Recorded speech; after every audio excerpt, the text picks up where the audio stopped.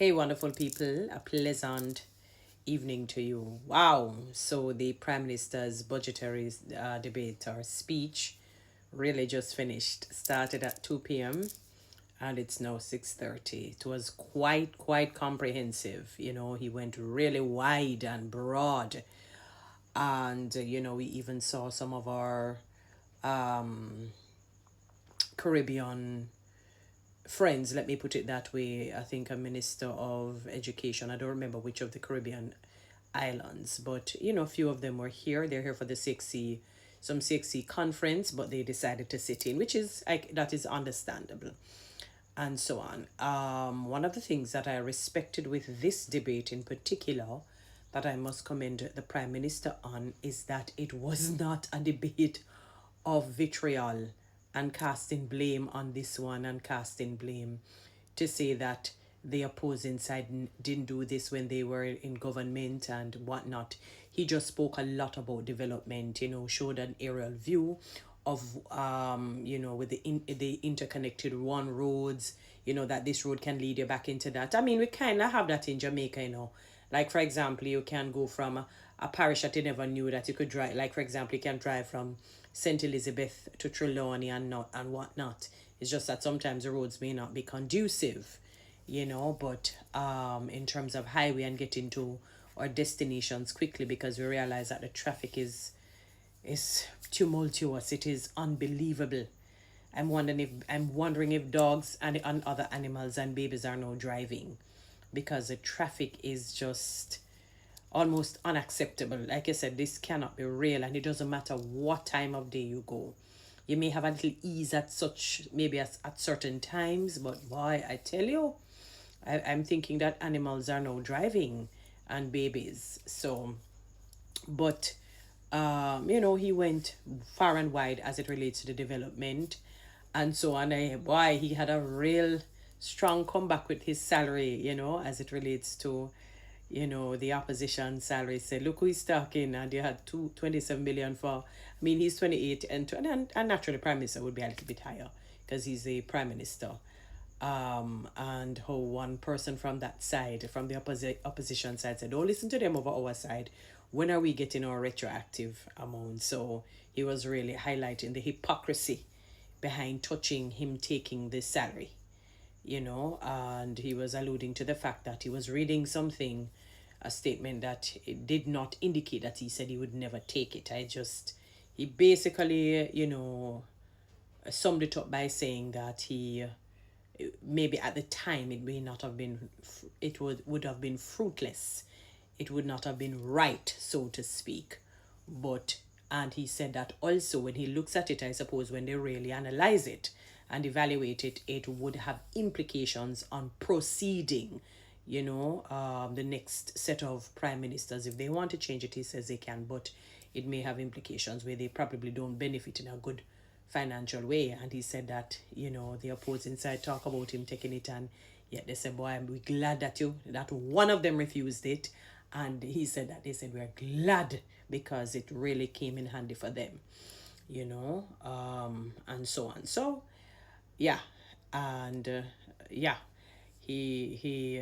he also talked about the same thing that I alluded, that water cannot be more than gas. It really was a sort of ridiculous analogy, but that's how it is sometimes with politics. You kind of, both sides would come with their little gimmicks. I saw the Prime Minister come with a present in the gift bag with a cap. I don't know if the cap was saying 1 p.m. or something. I said, boy, I'm telling you, really, they know how to play, politics. I laughed. To be honest with you, I just chuckled because I said, I tell you. So he went very far and wide with the development. He really hit on what he was doing, as opposed to saying, this side did not do this side didn't do that. He didn't do a lot of that. He even paid homage, in a sense, to the late former Prime Minister Michael Holness, his namesake in a sense, the Michael part. Hear me, Michael Holness, the late, is who I'm thinking of the Michael, that's because it's Andrew Michael Holness. Jesus have mercy, what the Prime Minister name again? Jesus. Lord, I had to pause a while ago. The late Prime Minister, the Honorable Michael, Jesus, me just remember the man name and it slipped me, What the heck is going on with me? Manley, Michael Manley, yes.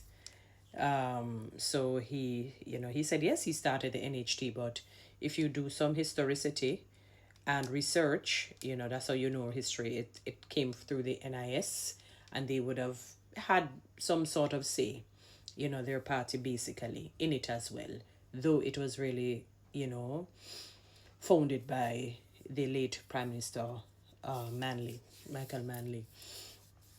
So he paid some homage, which the other side didn't do, The other side, called to say that, that I remember listening to the opposition saying about Bruce Golding and this current Prime Minister sort of messing up or mashing up the economy. And I thought about all the fact that Bruce Golding, such a great Prime Minister, had made some changes where Prime Ministers benefited in terms of their pension, and try to build on the whole fiscal discipline. So when he said that, I said that it must be talking about a total different Bruce. It could not have been Bruce Golding,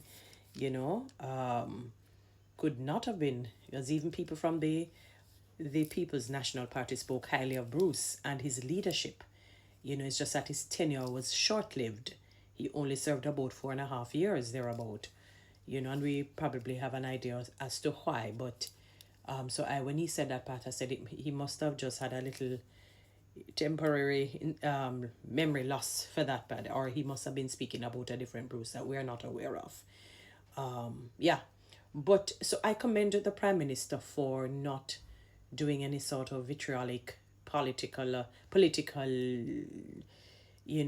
something combative or chant or something ritualistic, meaning the usual, okay, you didn't do that, because they were hit. I mean, as I said, the opposition took a long time talking about how they didn't do that and they didn't do this and they didn't do that. This is like almost predictable, like you could predict it. And he didn't do that. He did something quite commendable, just speak on the development, what their plan is, which for me, that is important. I think Jamaicans are past the thing about you not doing this. No, what are you doing? What are you doing? That is it. Because he kept throwing that at the Prime Minister. I don't want you to clap. I want you to do. So, yeah.